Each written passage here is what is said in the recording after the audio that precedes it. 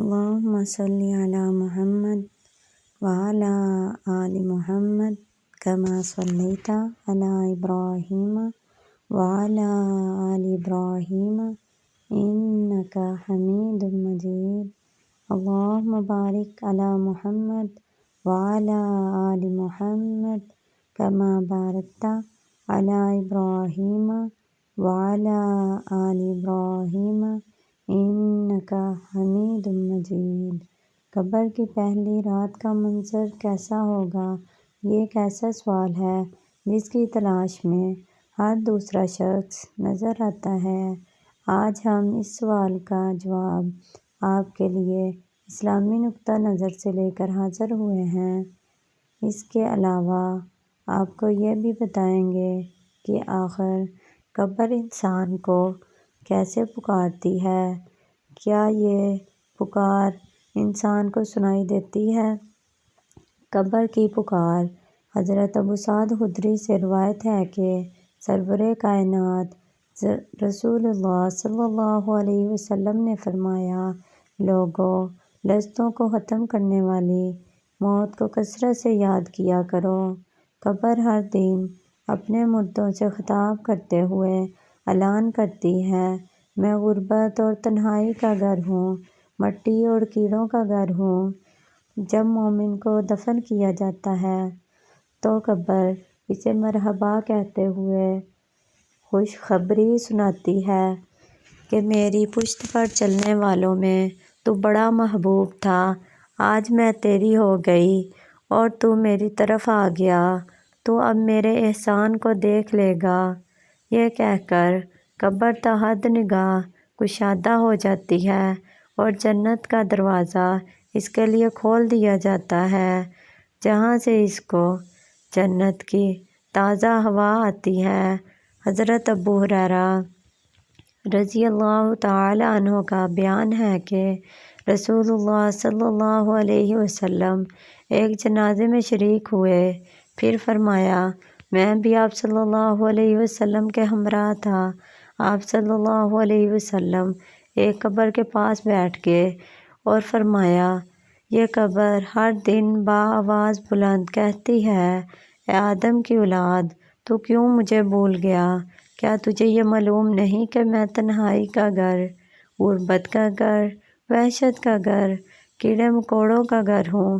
میں بہت تنگ گھر ہوں، مگر اللہ جس کے لیے کشادگی کا حکم فرمائے گا، میں اس کے لیے کشادہ ہو جاؤں گی۔ اس کے بعد آپ صلی اللہ علیہ وسلم نے فرمایا، اے قبر، تو یا تو جنت کا چمن ہے یا پھر آگ کا ایک تندور۔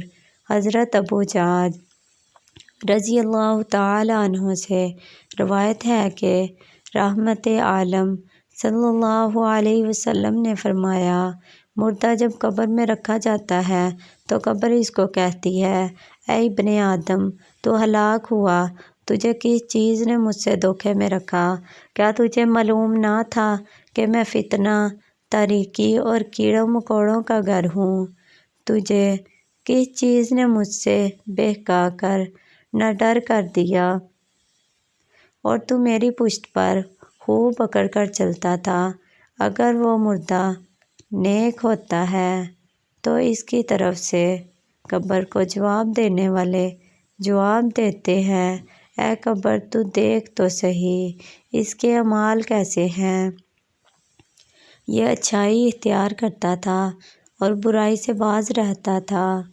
یہ سن کر قبر کہتی ہے، بے شک یہ نیک تھا، اب میں اس کے لیے سرسبز ہو جاتی ہوں۔ مردے کا جسم اس وقت منور ہو جاتا ہے اور اس کی روح اللہ تعالیٰ کی طرف بھیج دی جاتی ہے۔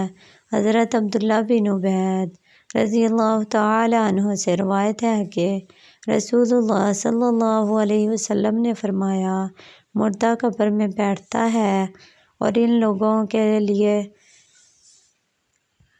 لوگوں کے پیروں کی آواز بھی سنتا ہے جو اس کے جنازے کے ساتھ قبر تک گئے ہوں۔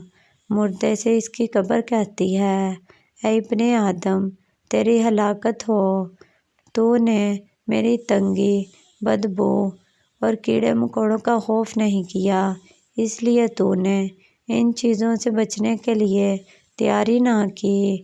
بدعمال مردے سے قبر کہتی ہے، تجھے میری تاریکی، میری وحشت، میری تنہائی اور تنگی اور میری غم یاد نہیں رہا۔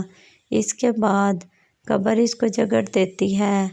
اس کے بعد اس کی پسلیوں کی ہڈیاں ایک دوسرے میں پیوست ہو جاتی ہیں، جبکہ نیک بندے کے لیے قبر کشادہ کر دی جاتی ہے اور اس کے دائیں ایک کھڑکی کھول دی جاتی ہے جہاں سے اس کو جنت کی ہوا آتی ہے۔